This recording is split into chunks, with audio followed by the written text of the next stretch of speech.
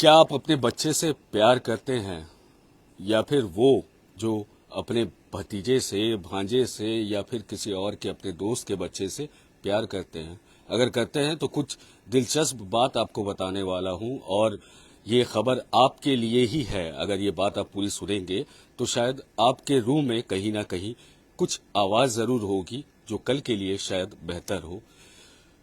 पहले तो 4 साल का एक बच्चा क्या क्या डेवलपमेंट होता है उसके बारे में आपको बताते हैं। उसके बाद आते हैं हम आरिश अजीम के पास जो कि महज 4 साल का था। जी हाँ, एक 4 साल का बच्चा अपने से सीढ़ियां चढ़ सकता है और उतर सकता है। एक 4 साल का बच्चा इतना क्रिएटिव हो जाता है कि उसके पास 1000 से 2000 वर्ड उसके वोकेबुलरी में होता है।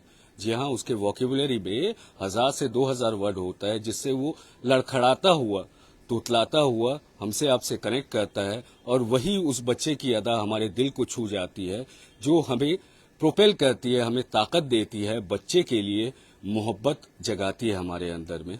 हम तड़प जाते हैं उस बच्चे की छोटी सी चोट लगने से, एक बूंद खून निकल जाने से घर वालों के आंसू निकल आते हैं।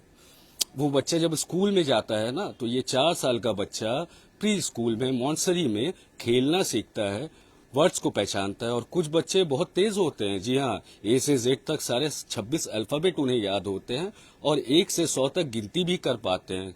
कुछ बच्चे तो टाइम भी इस वक्त में जान सकते हैं, अपने आस पड़ोस वाले को, अपने घर वालों के जेंडर्स आइडेंटिफाई कर सकते हैं और उनके नाम भी याद कर लेते हैं। और अभी के जमाने में बच्चे तो फोन नंबर भी याद करते हैं, उन्हें पता है कौन सा वेबसाइट कैसे खेलना है, कौन सा गेम कैसे खेलना है, ये बच्चे सीख जाते हैं तब तक।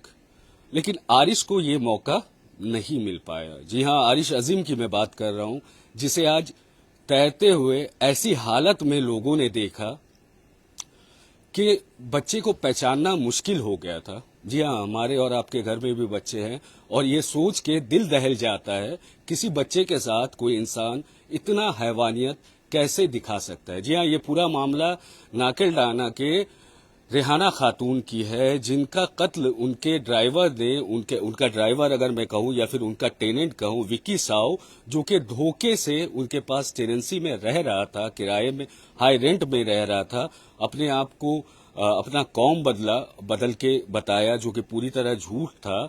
और हमेशा हमेशा रिहाना खातून को, वो नाकेलडंगा में रहती थी, राजा बाजार में, वो अक्सर आया करती थी तोपसिया किराया उठाने अपनी प्रॉपर्टी से। वो महीने में एक बार उन्हें लेके आया करता था। ब्लू कलर की मारुति वैन थी उसके पास में। कभी सोचा नहीं था शायद रिहाना खातून ने कि उनकी कत्ल उनको मार दिया जाएगा इस शख्स के हाथों, इस लड़के के हाथों। विकी साव उसका एक साथी था जो कि नाबालिग है, उसका नाम लेना शायद सही नहीं होगा। अब आते हैं आरिश अजीम के ऊपर। ये वाकया दिल दहला दे रहा है। आज रात को तकरीबन 10 बजे हमने देखा कि उसे सुपुर्द खाक किया गया। 1:30 बजे बॉडी मिली, पोस्टमार्टम हुआ और घर वाले पता नहीं किस होश में थे या बेहोशी में थे, दुआ कर रहे थे या फिर रो रहे थे। लेकिन सुपुर्दे खाक करने तो कब्रिस्तान तक पहुंच गए और उस बच्चे को दफना दिया गया। वो बच्चे की पैदाइश हुई थी 2020 में, कोरोना काल के दौर में, जब कोरोना एपिडेमिक से घर वाले, पूरी दुनिया परेशान थी। वो बच्चा घर में रहा करता था और उस बच्चे की पैदाइश हुई। अब इस बच्चे की मां पर आते हैं, क्या गुजर रहा होगा। इस बच्चे की मां के बारे में कुछ बताते हैं। इस बच्चे की मां का नाम अर्शी बताया गया है, जो यहां तक मुझे खबर है। उनकी मां, अर्शी की मां का मतलब आरिश अजीम के नानी का इंतकाल बहुत अर्ली एज में हो गया था, जिसकी वजह से अर्शी का ख्याल नहीं रख पाई उनकी मां। मरने के बाद अपनी खाला, जिनका कत्ल कर दिया गया है, रेहाना खातून, उन्होंने ख्याल रखा, शादी करवाई और शादी के बाद भी कुछ ऐसा हुआ कि उस लड़के से रिश्ता टूट गया, उनके शौहर से रिश्ता टूट गया और वो अपनी खाला के पास ही रह रही थी। जी हाँ, वही खाला है जिनका कत्ल कर दिया गया है। अब मेरा सवाल आपसे है, जहां इस आज के दौर में हम देख रहे हैं कि पिछले 9 अगस्त से आज तक के सुप्रीम कोर्ट से लेकर शायद हिंदुस्तान का हर वो शख्स परेशान है कि हमारे बच्चों को बड़ा कर ले, उसके पढ़ाई लिखाई, उसके बाद अगर उसके साथ ऐसा हादसा हो जाता है, रेप और घिनौने तौर पे कत्ल कर दिया जाता है तो क्या करे। लेकिन वो क्या करे जिसे उसे बच्चे की परवरिश करने का ही मौका नहीं मिला। बहुत उम्मीदें थी इस बच्चे से, अपने बेटे से, आरिश अजीम से बहुत सारी उम्मीदें लगाए हुए थे, लेकिन ये उम्मीदें पूरी नहीं हो सकी। अगर आपको लगता है कि ये बात मेरी बात आपको बेवजह लग रही है, तो मैं आपको बताऊं कि मेरा काम आप तक खबर पहुंचाना है, लेकिन खबर के साथ साथ कहीं ना कहीं इंसानियत और दिल हम भी रखते हैं, और कहीं ना कहीं हमारा दिल भी कचोट उठा जब इस 4 साल के बच्चे का लाश हमने देखा। उस बच्चे की लाश पहचानी नहीं जा रही थी। जब सीएलसी कलकत्ता लेदर कॉम्प्लेक्स थाना इलाके में बांदतला में उस बच्चे की लाश को निकाली गई, पहचाननी मुश्किल थी, ये बोलना मुश्किल था कि ये किसका बच्चा है, कैसी शक्ल रही होगी। बड़ा खूबसूरत था, हालांकि हमने तस्वीर देखी, आपको नहीं दिखा रहे, बहुत छोटा बच्चा है। यकीन माने बहुत खूबसूरत बच्चा था। लोगों ने पुलिस को इत्तला दी, क्योंकि आनंदपुर थाना की पुलिस 2 दिन से, जब से ये हादसा हुआ है मंगलवार के दिन रात के 10 बजे के बाद से, पूरी तरह ढूंढने में परेशान थी। डीएमजी को लेकर हर उस खाल में, उस इलाके में आने वाले खाल में गोताखोरों के साथ ढूंढा जा रहा था कि कहीं से शायद अरीश की जिंदगी बच जाए। कल भी मैं आपके साथ लाइव आया था और आपसे माफी मांगा था जब मैंने कहा था कि अरीश की बॉडी मिल जाए। मैं बहुत दुआ कर रहा था कि अरीश कहीं पे मिल जाए, किसी के घर हो, किसी के पास खेल रहा हो। इतना छोटा बच्चा है, कैसे भूल सकता है। लेकिन गलत हो गया हमारा उम्मीद, और हम उस बात पे खरा नहीं उतर पाए। बहुत अफसोस है कि इंसान में इंसानियत खत्म होते जा रही है, रहमदिली खत्म होते जा रही है। इंसान के अंदर दरिंदगी इस कदर भर गई है कि एक बच्चे का कत्ल करने में भी शायद रत्ती भर नहीं सोचा विकी साहू ने। हालांकि पुलिस के कब्जे में अभी विकी साहू है, लेकिन क्या इससे इंसाफ मिलेगा आरिश अजीम की मां को? बहुत प्यार से नाम रखा था आरिश को। क्या इंसाफ मिल जाएगा उसके कातिल को सिर्फ सजा मिलने से? क्या उसे हक नहीं था कि वो सुबह देखे, शाम देखे? 4 ही तो सर्दी उसने देखी थी, 3 सर्दियां उसने देखी थी, और एक सर्दी देखता, शायद कहीं पे हिल स्टेशन में जाता, शायद बहुत तरक्की करता, शायद इंसानियत के लिए, खास करके कौम के लिए बहुत कुछ कर सकता था आरिश अजीम। नहीं मौका मिला।